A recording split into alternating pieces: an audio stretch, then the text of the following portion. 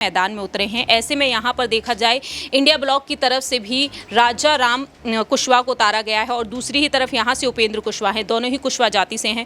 और ऐसे में यहाँ पर पवन सिंह मैदान में उतर आए हैं। क्या पवन सिंह वाकई में चुनौती दे पाएंगे? चुनाव लड़ने का सपना तो उनका पूरा होता हुआ नजर आ रहा है, लेकिन क्या यहाँ पर वह जीत हासिल कर पाएंगे? इतना आसान रहेगा उनके लिए? देखिए, बिल्कुल, जब आसनसोल से उनको टिकट दिया गया, उसके बाद जब टिकट वापस करते हैं और उसके बाद ही तमाम सारी राजनीति होती हुई दिखाई पड़ती है कि यहाँ पर जो बीजेपी के अंदर तमाम लोगों को टिकट नहीं दिया जा रहा है, वो नाराज़ हैं। वहीं जिसको टिकट दिया गया उसने टिकट वापस कर दिया। तभी से काफ़ी सारी बातें पवन सिंह को लेकर चलती हुई नज़र आ रही थी। लेकिन देखिए, अब उन्होंने जिस तरह से फैसला किया है कि वो चुनाव लड़ेंगे और काराकाट से चुनाव लड़ते हुए नजर आएंगे, जहाँ से उपेंद्र कुशवाहा भी हैं। लेकिन हैरानी की बात यह है कि उपेंद्र कुशवाहा जो है वो एनडीए के प्रत्याशी हैं, पवन सिंह जो है बीजेपी के कह सकते हैं कार्यकर्ता भी हैं, नेता भी हैं। तो क्या आपस में ही बीजेपी जो है भिड़वाना चाहती है? ये अब समझ से परे की बात होती है, क्योंकि अगर उनको चुनाव लड़ना भी था, माँ का सपना भी उनका था, तो आरा से चुनाव लड़ते, जहाँ पे उनका जन्म स्थान है, जहाँ से वो एक बड़े स्टार भी बने। तो जो चीज़ें हो रही हैं वो मेरे ख्याल से बहुत समझ से परे की बात है कि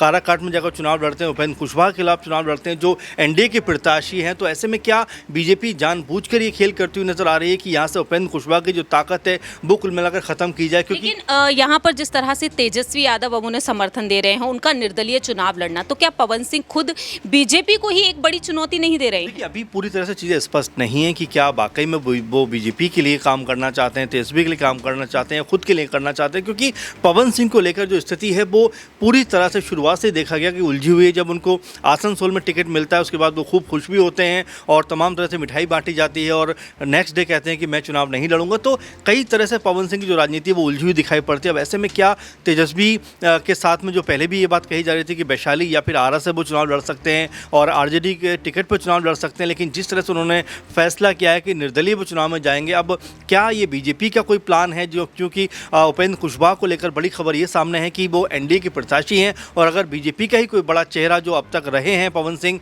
अगर वो उनके खिलाफ चुनाव लड़ेंगे तो यहाँ पर स्थिति कुछ और बनती हुई दिखाई पड़ेगी। ऐसे में सवाल उठ रहे हैं कि क्या पवन सिंह ने जो ये कदम उठाया क्या सही कदम उठाया? क्योंकि अगर पवन सिंह को चुनाव लड़ना ही था तो आरा से चुनाव लड़ सकते थे या उसके आसपास कोई चुनावी क्षेत्र में जा सकते हैं, लेकिन जिस तरह से उन्होंने काराकाट को चुना है उसको लेकर अब तमाम सारे सवाल खड़े हो रहे हैं। अमन जी, यहाँ पर एक और सवाल ये बन जाता है कि उपेंद्र कुशवाहा की पार्टी को एनडीए में महज एक ही सीट मिली और काराकाट से वह खुद चुनाव लड़ रहे हैं, तो यहाँ पर उपेंद्र कुशवाहा के लिए भी तो एक बड़ी चुनौती है कि कैसे भी करके उस सीट को अपने पास रखना। वही बात हो रही है कि एकमात्र सीट उपेंद्र कुशवाहा को मिली है और उसको भी लगातार इस तरह से जो कह सकते हैं कि जो सियासी दांवपेच उसमें लाकर फंसाया जा रहा है। तो ऐसे में उपेंद्र कुशवाहा का जो पॉलिटिकल करियर है वो उसको स्टॉप करने का मुझे लगता है प्लान हो रहा है। क्योंकि अगर आप देखें कि जेडीयू की ताकत कम करने के लिए बीजेपी ने जिस तरह से चिराग पासवान को ऊपर उठाया है वो भी अपने आप में छुपी हुई बात नहीं, क्योंकि जिस शख्स के पास एकमात्र सांसद थे उनको 5 सीटें देने का मतलब यही है कि कहीं ना कहीं बीजेपी चिराग पासवान को जो है जेडीयू के खिलाफ खड़ा करना चाहती है, ताकि आने वाले जब चुनाव होंगे विधानसभा के 2025 में,